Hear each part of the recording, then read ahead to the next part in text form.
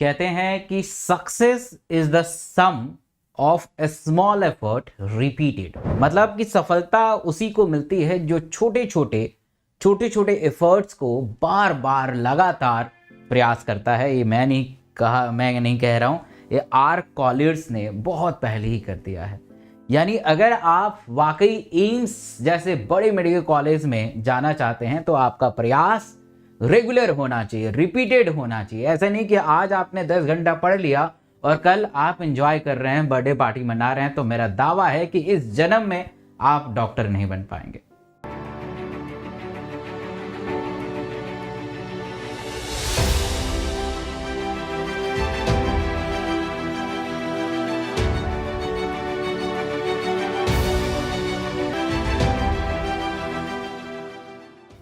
तो पहली दफ़ा इस चैनल पे आए हैं तो इस चैनल को ज़रूर सब्सक्राइब करिएगा, क्योंकि ये चैनल आपको डॉक्टर बनाने में सक्षम रहेगा। और लाल कलर का बटन इसे दबा के और बेल आइकन में ऑल सेलेक्ट कर लीजिएगा। मैं टेलीग्राम पे बहुत एक्टिव रहता हूँ, तरह तरह के क्वेश्चंस, तरह तरह के नोट्स यहाँ पे मिलते हैं। तो इस वीडियो के डिस्क्रिप्शन बॉक्स में टेलीग्राम भी है, इससे भी आपको जुड़ जाना चाहिए। और साथ में ही मैं अनअकैडमी पे हर दिन सुबह 9 बजे आप लोगों के लिए in depth knowledge of biology लेके आया हूँ, जो थ्योरी क्लासेस होते हैं नीट 2023 के लिए। और हम लेटेस्ट पैटर्न पे आधारित क्वेश्चंस प्रैक्टिस करते हैं, जो 8 बजे अनअकैडमी पे डेली फ्री क्लासेस रहती है। तो ये फ्री है बट बहुत प्रोडक्टिव है। तो बात करते हैं कि अगर आप ड्रॉपर हैं और एम्स जैसे बड़े मेडिकल कॉलेज का सपना देखते हैं कि मुझे एम्स जैसे बड़े कॉलेज में जाना है, तो आप कैसे, किस हिसाब से, किससे, कैसे गाइडेंस में, कौन सी किताब से, कितना, क्या, कैसे, मतलब जो भी उलझने हैं इस वीडियो में हम कंप्लीट करने वाले हैं। पूरे एंड तक देखिएगा और देखने के साथ साथ इसको अपने जहन में उतारिएगा और इसे एक्शन फॉर्म में यूज कीजिएगा। ऐसे नहीं कि आपने देख लिया, आपको अच्छा लगा और बस छोड़ दिया, ऐसे फायदा नहीं होगा, फिर तो आप ड्रॉपर ही रह जाएंगे। इसलिए इस वीडियो को देखने के बाद ट्राई कीजिएगा कि इसे एक्शन फॉर्म में लिया जा सके। The first, which is very important, the dedicated timetable। हम सब, आप में से चाहे मैं हूं या आप हैं, हमने टाइम टेबल बहुत पहले से बनाया होगा। बट टाइम टेबल क्या पूर्ण रूप से कंप्लीट हो पाता है? क्या टाइम टेबल हम हर दिन कंप्लीट कर पाते हैं? तो आंसर होगा ना। तो इसलिए time table, realistic time table बनाइए। This time table is converted to the realistic time table. Real वाला टाइम टेबल होना चाहिए और उस पर आपको स्टिक करना पड़ेगा, उस पर आपको कैसे भी डेडिकेटेड होकर काम करना पड़ेगा। अगर आप वाकई एम्स पहुंचना चाहते हैं तो आप, मतलब कि आपके अंदर वो पावर होना चाहिए, विल पावर होनी चाहिए कि चाहे शादी हो, है ना, होली हो, दशहरा हो, ईद हो, कुछ भी हो, मुझे इस टाइम टेबल को फॉलो करना है क्योंकि ये मेरी ज़िंदगी है, एम्स मेरी ज़िंदगी है। ऐसा अगर सोच के चलते हैं तभी आप बेहतर कर पाएंगे। और आपको टाइम टेबल पता होगा, आपका शेड्यूल पता होगा, कैसे क्या करना है ये भी पता है। और इससे संदर्भ में मैंने एम्स के एक और वीडियो बनाई है, उसको देख लीजिएगा, वहाँ पे मैंने टाइम टेबल शेयर किया है। तो जो भी है, कम से कम आपको 9 से 10 घंटा लगातार पढ़ने की ज़रूरत है। लगातार इन द सेंस कि हर दिन, एवरी डे, पर डे कम से कम आपको 9 से 10 घंटा पढ़ने की ज़रूरत है। शुरुआत छोटे से कर सकते हैं, शुरुआत 9 घंटे से कर सकते हैं और इस 9 घंटे को 3 हिस्सों में डिवाइड कर सकते हैं। ठीक है, 3 हिस्सों में डिवाइड करते हैं, 3, 3 और 3। ठीक है, 3 घंटा फिजिक्स, 3 घंटा केमिस्ट्री और 3 घंटा बायो। तो ऐसे आप शुरुआती दौर में 3-3 घंटे से लेके चल सकते हैं और उसे बढ़ा के 10 से 12 घंटा लेके जा सकते हैं। और याद रखिएगा, डेली आपके लिए कोई भी संडे नहीं है। संडे को थोड़ा सा आप अपने दोस्त के साथ कुछ मूवी प्लान कर सकते हैं, क्योंकि 9 घंटा ही तो पढ़ना है, पूरे दिन रात में 24 घंटा है, तो उसमें थोड़ा प्लान कर सकते हैं ताकि आप रिफ्रेश रहें, बर्नआउट ना हो सके, आप पढ़ाई में मज़ा आए हमेशा। तो इसलिए कोशिश करिएगा कि मतलब संडे को थोड़ा एंजॉय करिए, ज़्यादा नहीं, और फिर आप लगातार पढ़ते रहिए। The second is important, which is planner for the month. आपका पूरा टारगेट होना चाहिए। एक प्लानर लीजिए, जैसे मान लीजिए कि अगस्त चल रहा है and I have a calendar for the August, right. आप शायद देख पा रहे होंगे, मेरे पास अगस्त का एक कैलेंडर है। तो इस कैलेंडर में आप क्या करिए कि आप मार्क करिए या वहाँ पे लिखिए कि मुझे इस अगस्त में, मुझे फिजिक्स में, मेरे को फिजिक्स में क्या करना है, केमिस्ट्री में क्या करना है, बायो में क्या करना है। बहुत छोटा छोटा लिख सकते हैं। मान लीजिए बायो में मुझे पूरे इस मंथ में 4 चैप्टर पढ़ जाना है, ऐसे आपने बना लिया प्रोग्राम, राइट। फिर आपने केमिस्ट्री में बना लिया कि मुझे एस ब्लॉक और पी ब्लॉक पढ़ना है, मैं एक एग्जांपल दे रहा हूँ। फिजिक्स में आपने बना लिया कि मुझे ग्रेविटेशन और ग्रेविटेशन से रिलेटेड इलेक्ट्रो मैग्नेटिज्म या कुछ और करना है, राइट। ऐसे कुछ प्लान बना लिया।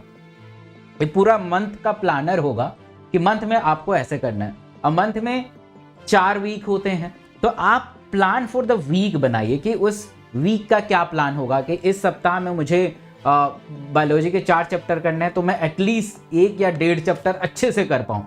देखिए एक चीज़ याद रखिएगा, जल्दीबाजी नहीं करनी है, अच्छे से चीज़ों को पढ़ते हुए आगे निकलना है।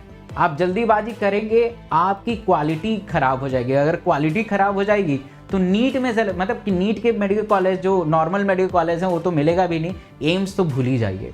इसलिए समय दीजिए, अच्छे से उसे कंप्लीट करिए, और फिर दोबारा अगर कोई व्यक्ति आपसे वो प्रश्न पूछे उस चैप्टर में, तो ऐसा नहीं कहिएगा कि अरे यार मैंने रिवीजन नहीं किया, एक बार मैं रिवीजन कर लूंगा तो मैं वाकई बहुत अच्छे से बता पाऊंगा। ऐसे हालात नहीं आने चाहिए, ऐसे सिचुएशन नहीं आने चाहिए। समय लगाइए आप, बट अगर कोई भी व्यक्ति, आपका दोस्त, आपका रिलेटिव, आपके फैमिली मेंबर या मैं खुद अगर मैं क्वेश्चन पूछूं उस चैप्टर से, तो आप उसी समय उसका जवाब दे पाएं। ऐसी तैयारी अभी से करनी पड़ेगी। ऐसी तैयारी अगर आप अभी से करेंगे तभी आप बेहतर कर पाएंगे। तो प्लान फॉर द वीक बनाइए और देखिए, एनालाइज करिए कि मैं मुझे 1 महीने में जो मैंने प्लानर सेट किया था वो कितना लैग कर रहा है, कितनी कमी है, ताकि आप उस मंथ का प्लान सेट कर पाएं। And that's plan for the month, जो कि मैंने शुरुआत में ही बताया है। ऐसे करके चलेंगे तो आप समय पे कोर्स को खत्म कर पाएंगे, बेहतर तरीके से खत्म कर पाएंगे और अच्छे तरीके से खत्म कर पाएंगे, और लास्ट में आपका कॉन्फिडेंस बूस्ट होगा। जैसे लास्ट में क्या होता है कि बच्चों को कॉन्फिडेंस बूस्ट नहीं होता है, सिली मिस्टेक करते हैं, मॉक टेस्ट में कम नंबर आते हैं, है ना, उससे डिप्रेस हो जाते हैं। ये सारा कारण अभी से ही है। अभी से उस लेवल में प्रिपरेशन करिए कि आगे जाके जब आप मॉक टेस्ट में अपीयर हो तो ऐसे नौबत ना आए। आप बिल्कुल बारूद बनिए, बिल्कुल आप टक टक टक टक क्वेश्चन को मार के आगे बढ़िए। इस हिसाब से आपकी प्रिपरेशन होनी चाहिए। The third is a broad thinking. मैंने हमेशा से देखा है नीट वाले खासकर स्टूडेंट की, उनकी थिंकिंग बहुत नैरो होती है। नैरो इन द सेंस कि अगर जरा सा मैं क्वेश्चन एनसीईआरटी से बाहर पूछ लेता हूं तो उनके हाथ पैर फूल जाते हैं कि नहीं सर ये तो एनसीईआरटी से बाहर है। बट याद रखिए, अगर आप एम्स जैसे बड़े मेडिकल कॉलेज में जाना चाहते हैं और आप सपना रखते हैं कि मैं एम्स दिल्ली और एम्स बहुत सारे ब्रांच तो खुल गए हैं, वहाँ पे जाके मैं डॉक्टर MBBS करूँ और वहाँ से डॉक्टर बनूँ, तो आपकी थिंकिंग ब्रॉड होनी चाहिए।